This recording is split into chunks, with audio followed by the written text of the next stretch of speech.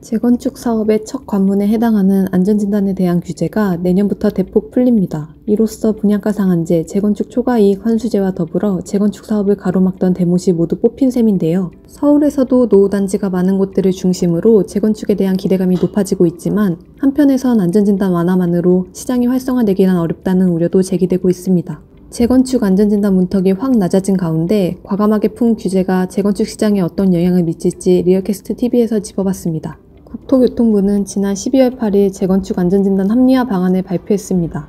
발표에 따르면 안전진단의 가장 큰 걸림돌이었던 구조안전성 점수 비중은 현행 50%에서 30%로 줄어들고 주차공간 부족, 층간소음 등 주거환경과 설비 노후도 항목의 가중치는 각각 30%로 커지는데요. 구조안전에 심각한 문제가 없어도 단지가 오래돼 거주가 불편하면 재건축이 가능하도록 규제를 개선하겠다는 것입니다.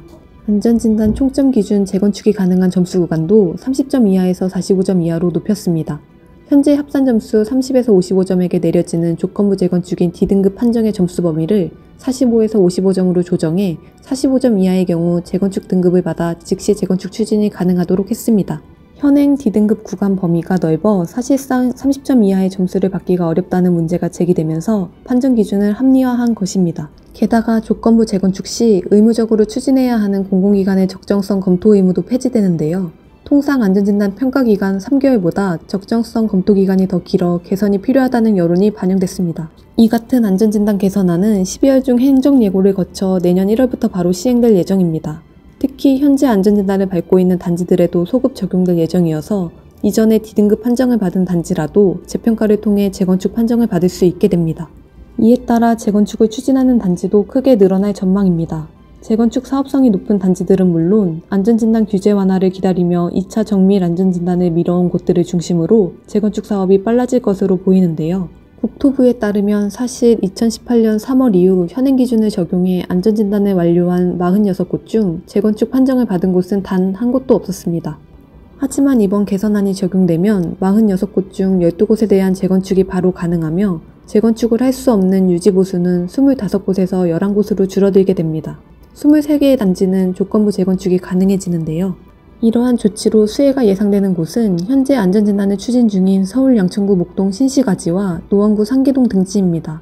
이들 지역은 1980년대 중후반에 지어진 재건축 단지들이 많은데요. 목동 신시가지의 경우 총 14개 단지 가운데 6단지만 유일하게 안전진단을 통과한 상태인데 이번 개선안 적용 시 2차 안전진단에서 탈락한 구 11단지가 유지보수에서 조건부 재건축으로 전환돼 개선안의 수혜 대상이 될 전망입니다. 16개 단지 가운데 5단지만 안전진단을 통과한 노원구 상계주공의 경우 1차 안전진단이 진행되고 있는 이 단지에 대한 재건축이 본격화될 것으로 보여 기대감이 커지고 있습니다.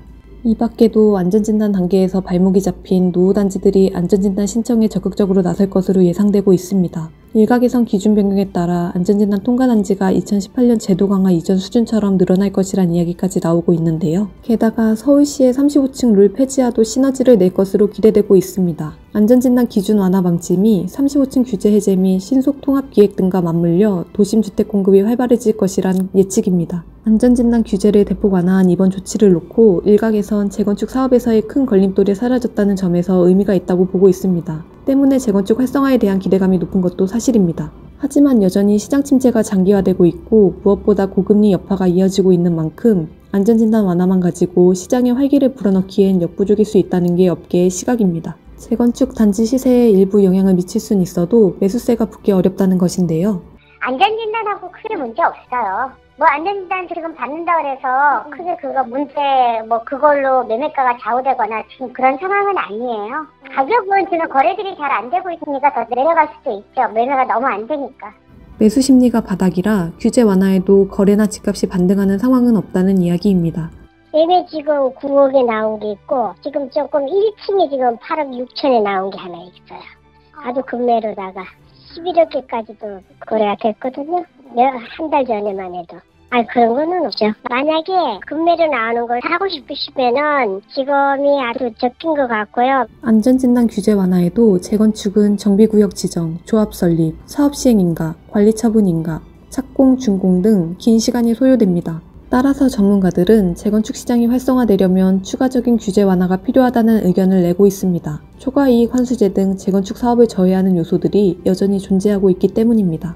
실제 재건축 추진이 가능해진 노후 아파트들은 최종 관문인 재건축 초과이익 환수제의 추가 규제 완화가 뒤따라야 사업의 속도를 낼 수 있습니다. 어쨌든 안전진단 요건이 바뀌더라도 고금리에 위축된 시장에다 재건축이 제대로 추진되기까지 다른 걸림돌들이 여전한 시점이어서 현재로선 추후 시장과 정책 변화를 꾸준히 체크하는 일이 수요자들에게 중요하겠습니다.